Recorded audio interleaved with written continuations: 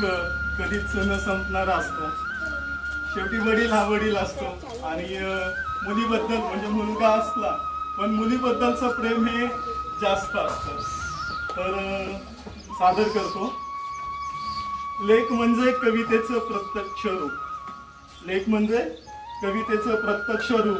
तिच्याशी बोलताना कोणत्याही बापाला मायेची हळूवार अंतरिक सापडते.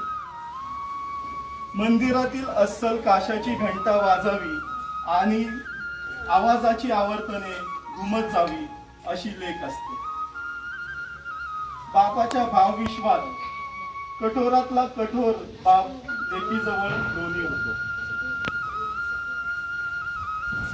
उन्हातलं ऊन असला तरी तो सावली होतो.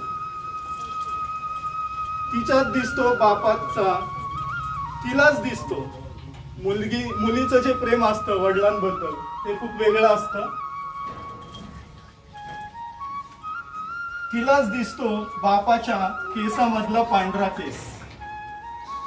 तिलाच दिसतो बापाचा जवळ आलेला वाढदिवस आणि विसरलेला रुमाल.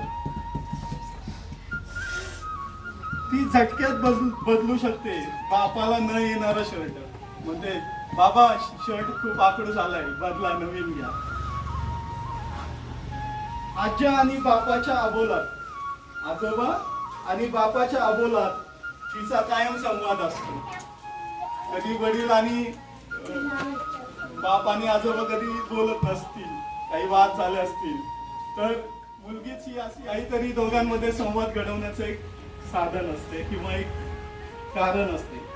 मामाचं गाव सुद्धा तिला आवडत नसतं बापा इतकं.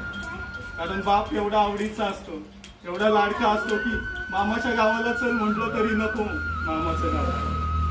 माझ्या बापानं नाव घ्यायचं नाही. लग्नानंतर जेव्हा मुलगी मोठी होते आणि ती सासरी जाते त्यावेळेस तिच्या मनातून काही भावना व्यक्त होतात. माझ्या बापाचं नाव घ्यायचं नाही असं ठामपणे सांगेल आपल्या सोबत्यात. आणि बापाच्या नावासाठी ती सासरी नांदते निमूटपणे. किती दुःख आलं, किती अडचण आली तरी आपल्या बापाच्या नावासाठी ती त्या ठिकाणी आनंदाने नांदत असते.